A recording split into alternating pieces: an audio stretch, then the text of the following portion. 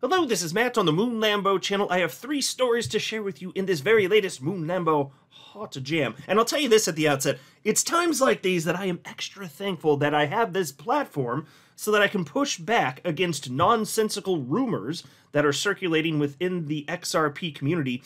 Completely wild, unbridled speculation on goings-on. And some of it, look, healthy speculation is fine, but it is possible to go so far that I subjectively will believe that you're out your damn mind, and there's a little bit of that going on. So look at this headline. From the Crypto Basic, Ripple unloads 150 million XRP amid looming SEC settlement. I will just tell you before getting into the specifics, no, this is something that's being discussed in the community. Okay, that part's true, yes. This is a rumor. It is not a true rumor. Then there's also this headline from the Crypto Basic. I don't even know why there's an article about this. I got to push back on multiple things. In this one, pundit sets timeline for XRP price pump based on end date for Ripple v SEC case. And then there's this infuriating headline. Cynthia Loomis backs Ian Kane over crypto lawyer John Deaton for Senate. Look, I've been pushing back against nonsense that Senator Loomis has been saying literally for years at this point. She is a Bitcoin maximalist, so she's absolutely praised by the toxic Bitcoin maximalist community here. But if she were actually pro-crypto, this would not be happening. This does not make sense, but she's not pro-crypto. She's pro-Bitcoin. And I know that Bitcoin, of course, is a cryptocurrency, even though she denies that. I'll bring that up later in the video. She is not pro-crypto on the whole. That's what I mean when I say that. But before going any further, I do want to be clear, I do not have a financial background of any kind. I am not offering financial advice, and you definitely should not buy or sell anything because of anything I say are right. I'm just an enthusiast who enjoys making YouTube videos about crypto-related topics, but just as a hobby and just for fun. Alright, so into this first piece. Ripple unloads 150 million XRP amid looming SEC settlement. Audible sigh, face palm, eye roll, the whole 9 yards. Ripple attracted attention in the crypto scene early today, dispatching massive XRP tokens to an anonymous destination amid the approaching SEC settlement. Oh my god, folks. The connecting of dots that should not be connected. It's right there already in that very first sentence. Completely unreasonable. But the piece continues. Community surveillance service, Whale Alert, first drew public attention to Ripple's transaction. The post revealed that Ripple transferred 150 million XRP valued at approximately $64.29 million. Blockchain records shows that the recipient's wallet unloaded 50 million XRP tokens within 3 minutes of the inflow to another nameless address. And so as far as what they're saying regarding the flows, that part is true. Here you can see it tracked on BitHump. There's the actual transaction. Happened literally yesterday, and then quickly 50 million XRP went elsewhere. But here's where it starts to get completely unreasonable. Ripple's decision to dispatch 150 million XRP to an anonymous wallet has elicited various reactions from community members.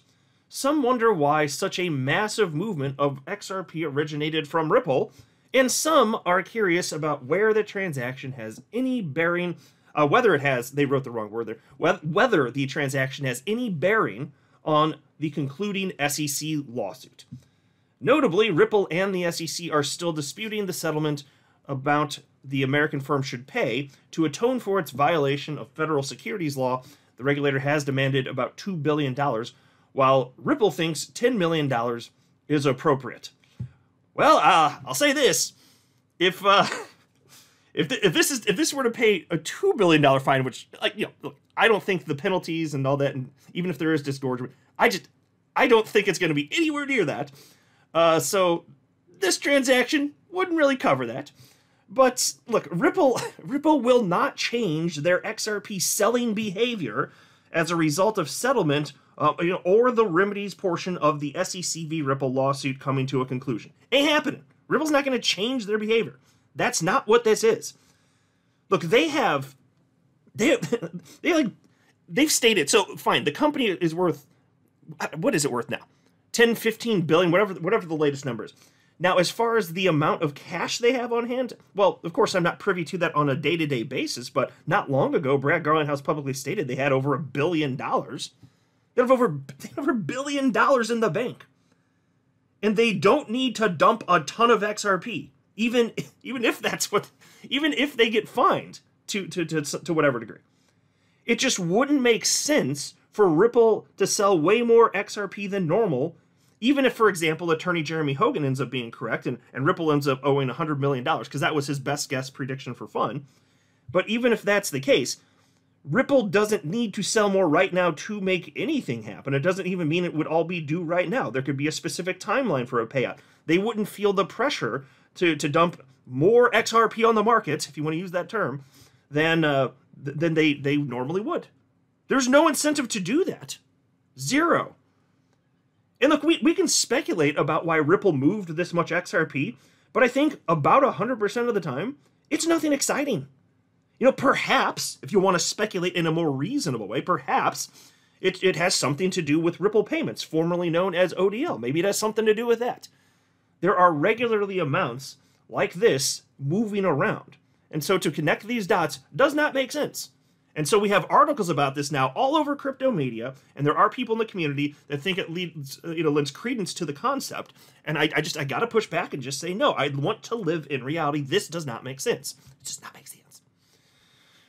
And then we have this. This makes perhaps even less sense. Pundit sets timeline for XRP price pump based on end date for Ripple v. SEC case. I don't need to read the article. I'm just going to show you what they were talking about. There's this. It's not an account I'm familiar with. Maybe this person believes what they're saying, so it's certainly not an attack on them, but I got to push back on this stuff because it just doesn't make any damn sense. There's this account called The Ripple Effect. And the entire article from the Crypto Basic is about the post that's on your screen right now. That's it. So there's an XRP USD chart, and then he gives some scary XRP price predictions.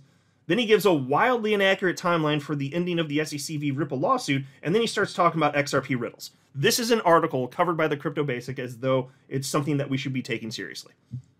So, you see why I'm highlighting it, right? To push back. Check it out. No one is talking, this is what he says, no one is talking about this massive XRP triangle breakdown. A weekly close below 42 cents is extremely bearish. XRP has been in a primary wave 2 correction ABC pattern since the 2018 peak. Currently, wave C is unfolding, and we are likely in wave 3 or 5. A sharp sell-off is imminent. Follow the chart, and the news will follow. Okay, so right there, you know what jumped out at me? Is these price levels that he's talking about. I don't know if he came up with this himself or not, but I will tell you, it sounds strikingly similar to what Alessio Restani said, warning about the 42-cent price level. And he said if that goes, and then more importantly, even if especially if 35 cents goes, he thinks ultimately it's just going to lead to a massive breakdown where XRP ultimately hits like 13 cents. And look at these targets on his screen down here. He's talking about XRP hitting exactly in that range. Around the same time Alessio Restani was talking about this. Now, mind you, Alessio Restani, although nobody wants to hear his prediction that he put out there, and, you know, I don't want that to be the case either, of course. Alessio Restani is not a troll. He's just a chart guy. I really genuinely believe that he believes what he's saying. I don't think there's any bias in what he's saying. I've seen no proof. In fact, I've seen proof to the contrary. At the end of 2020, when SEC had just sued Ripple, harming XRP holders, and XRP price was in the gutter, he predicted when XRP, I don't know if it was 20 or 25 cents, whatever it was, it got hammered. Alessio's like, no, what I see in the charts is that this thing's about to pump. And he was right. And everybody called him an idiot and wrong because what? XRP, no, that's going out of the top 10. Scam coin getting it, you know, SEC's calling it out. But Alessio was correct directionally, and it went way, way, way up. Despite what the toxic Bitcoin maxi trolls believed or wanted. So I don't know if he'll end up being right. It's just he's the only reputable analyst I've ever found that is calling for that type of XRP price action, saying, nope, XRP is not going to participate, and he is highly confident that XRP is going to break down to about 13 cents. And he gave his articulation why. And it's just interesting that this account is talking about those same price levels very shortly after that. Just interesting, because I hadn't seen anybody else prior to this talking about this occurring. And I can't find a single other reputable analyst who believes that that is what is most probable. Now, if we do see, of course, a massive breakdown for the entire crypto market, or there's a black swan event, or we've already seen the highs of the cycle, and Bitcoin breaks down tremendously and XRP goes with it, okay. But what I don't think makes a damn bit of sense is this idea that the market goes way higher and then XRP is like, no, I'm not going to hang out with you guys. Just go straight to the downside and just sit out. Just sit out. I don't like the bull run. I'm XRP. No, I don't think that that's what's going to happen. That doesn't make sense because the asset class, it truly does move in tandem. If there's expansion in the market, you better believe XRP is going to be a part of that. So that perspective there, I don't think makes any sense. I'm not a chart guy, but again, I just gave a scenario where I think, okay, fine. The whole market goes to crap, fine. I could buy that in theory. If everything's going on, fine. Outside of that, no, I don't think that makes sense. It just doesn't compute to me. And then he said something, and this is also completely absurd. The Ripple v. SEC case is expected to conclude in July 2026. Based on the Second Circuit's timeline, which may not deliver a ruling until at least mid-2026. No, that is absolutely not correct. Any day we could wake up and see the conclusion of the SEC v. Ripple case, and it's likely to occur within the next 2 months, roughly. It's unquestioned. Even Brad Garlinghouse is talking about it. It's like, when do you think, Brad, the SEC case is likely to conclude, or when are we going to find out what happens in the remedies portion of the lawsuit? And he said by the end of summer, which is like September 21st or 22nd, somewhere around there. To think that this is going to drag out for another 2 years makes no sense. Judge Torres would be in a whole heap of trouble because you can't do that. To drag that out, she'd be on the naughty judges list, which we've discussed before. That's not the actual name for it. But judges not ruling in a timely fashion get reported, and then great shame is brought upon them. So they don't. It's an incentive to make sure that they act in a timely manner. Like, it's not going to happen. This is not going to drag out 2 years. Now, there could be an appeal, but that's separate from this lawsuit ending. This thing's about done. And XRP already got legal clarity anyway, so I don't give a damn. I'm interested because, we've been part of this saga for years, but in terms of, does it mean anything to me or you? Not materially. Other than if the market decides that it matters, then it pumps. But in terms of legal clarity, long-term viability of XRP, no, it doesn't. It doesn't matter at all. Not in that sense. So that doesn't make sense either. Again, this is covered by crypto media here, as though it's worth considering. And then this guy writes, smart money sees buy targets 3 and 4 as attractive before the big utility pump from 2026 to 2030. Okay, I don't even know what the hell that means. If that's the idea that I see spouted from time to time about XRP, once it's getting used for stuff, especially like on-demand liquidity, man, that's really going to drive the price. Except for, as I've been saying for over half a decade, and as Ripple has cited publicly, on-demand liquidity transactions are net neutral because you get sell pressure on one side and buy pressure on one side of the transaction, which is basically equal. It happens in real time. In markets, so you have more sell side pressure in one market, more buy side pressure in one market, geographic region as a result, sure, but then arbitrage exists and it evens out. So no, just no, that's not a thing, folks. It's just humans. I've been saying this since I jumped into crypto. Humans decide what the price of an asset is, and they decide what it is based on their speculation. And they speculate based on all sorts of things. If it's a company, then you look at what was available publicly, information-wise. If it's a cryptocurrency, maybe you're just looking at attributes and who's using it and technical abilities, that type of stuff. So people are looking at whatever they think makes sense, and on the whole, that is the market. The market is people. It's people deciding what something is worth. It's not the case that you plug XRP into something and then that mechanically makes it worth more. The more utility XRP has, I do believe people are going to take note of that, and then they'll think that, wow, this thing's probably not going anywhere. It's probably been here for a long time because it's useful. I can see people throwing in money for that. That makes sense. But sure as hell not for riddles. This guy's citing Bearable Guy, which I blocked long ago. Bearable Guy 123 here on social media platform X said the Bearable Guy, and then the other, this is the backwards version of that, though, 321 Yugal blah blah blah, gave you a hint of, and then just more riddle math. Like, just no, stop it. This is why we can't have nice things. Don't do this. No. Cartoon Bear it's a troll on the internet. Just stop it. This is not a thing. Don't make important financial decisions based on somebody eating Hot Pockets in their mom's basement, writing about a cartoon bear and some stupid math stuff. Like, stop it. It's not going to help your life. Makes no damn sense. And then he says, Ripple v. SEC started in 2020. XRP was classified as not a security in 2023. Ripple wins the case and XRP pumps hard in 2026. Will you be patient? Look, Ripple already won everything that matters. What you want, son? We're in the remedies phase. God, I'm so glad that I have this channel. I'm very thankful. And thank you all for supporting me so that I could rip all this crap to shreds. We all deserve a voice, right? And some people call that being the crypto police. You share, like, somebody puts out a bullshit idea, somebody else corrects it. Oh, crypto police. Oh, I'm sorry. So they get to dispute their nonsense bullshit, and then I'm not allowed to respond and articulate why that's made up bullshit. F off with that crap. No. There are people in the community that actually articulate that it's bad to correct other people's opinions, and if you do that, you're trying to silence them. I'm not trying to silence him. I'm just saying he's wrong. Let him. It's the internet. Say whatever the hell you want, but don't think that I'm not going to respond if you're saying some nonsense. Got your damn mind. Really steams my vegetables.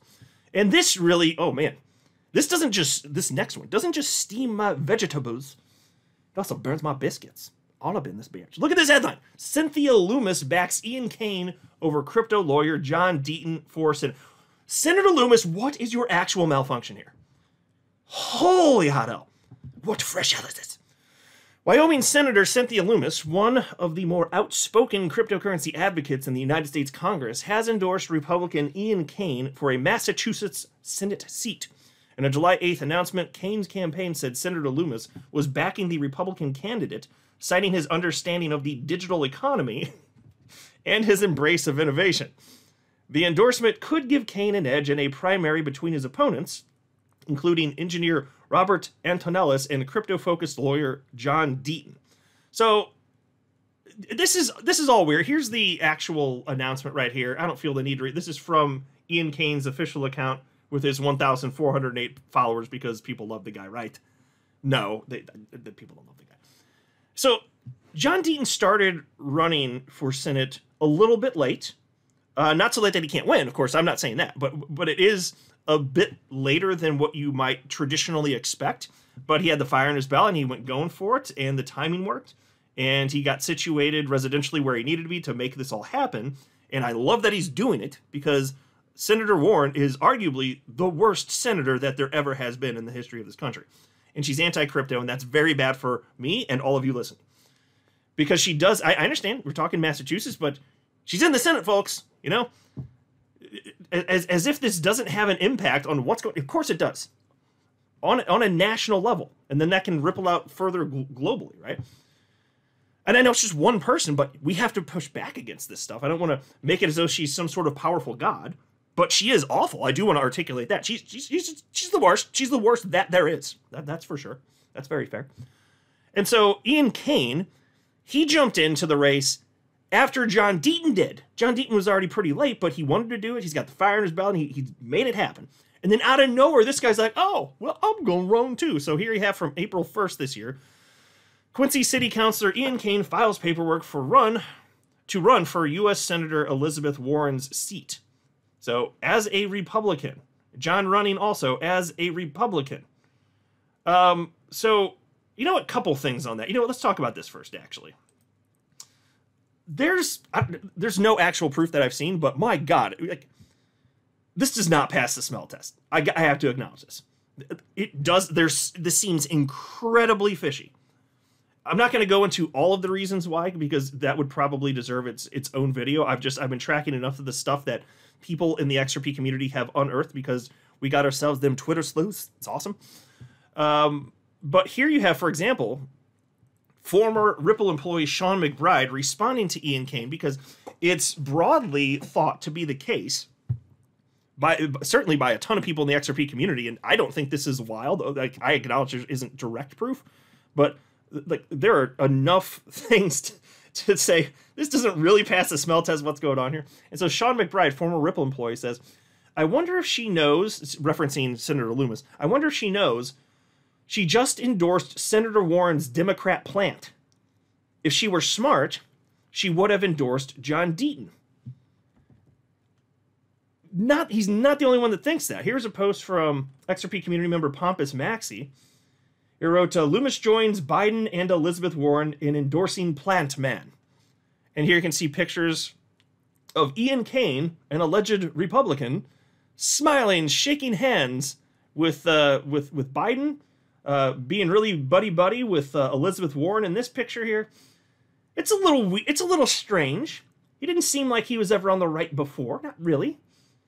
And now he's running as a Republican at a time. So to split that's the theory, of course, would be to split the vote. And sneaky stuff happens in politics, so it's not outside the realm of possibility. I'm just saying the timing of this, all of his past, his communications, and the praising words, the glowing words that he's had for the other side, it doesn't really make a ton of sense. And here's a funny meme. This is from Crypto Meme Guy. Said, not a lot of people know that Elizabeth has a green thumb. Here's a pic of her with her favorite plant. There's just a picture of an actual plant with Ian Kane's face overlaid. I was like, yeah, you know. So whatever the truth is, and of course I can't say definitively, it does seem fishy.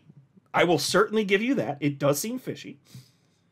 And it's funny. But there's a reason that a lot of people that are following this are like, this really doesn't pass the smell test. And then if you want to talk about Senator Loomis, there was this post from my fellow XRP YouTuber, Crypto Eddie, and she posted this yesterday. Said, I've been advocating to throw out Senator Loomis since 2021. A genuine and committed supporter of the crypto space would back John Deaton. Okay, so she is right, and I've been pushing back against what Senator Loomis has been saying because she might trick some people into thinking that she's pro-crypto. She absolutely is not. There was this post from March 9th, in fact, from Crypto Eddie. And in this clip, which goes on for about a minute, she says that she literally said that Bitcoin's not a cryptocurrency and that altcoins, they're just securities. And I'm paraphrasing, but that's the message that she delivered. It doesn't make sense. And so Crypto Eddie on March 9th wrote, please, Senator Loomis is a Bitcoin maxi. She's absolutely incorrect. Honorable Judge Torres, Southern District of New York, ruled XRP is not a security. XRP in and of itself is not a security. Bitcoin alone is not. Bitcoin, she said Bitcoin is not alone. She is as intellectually dishonest as Senator Warren. Throw her out too. Spot on. Yep. 100%. I've been pushing, because she says so much stuff publicly, and it's just Bitcoin maximalism gobbledygook. It's crap. And, you know, I remember in 2017, because my times have changed, back then, the Bitcoin maximalists, they were arguing, what do you mean? XRP is not a cryptocurrency, and they give the reasons, they're crap reasons, why it's not. Usually with the complete incorrect framing of what XRP is and how it works from a technical perspective, all sorts of stuff. The XRP is not a cryptocurrency. The only real cryptocurrency is Bitcoin.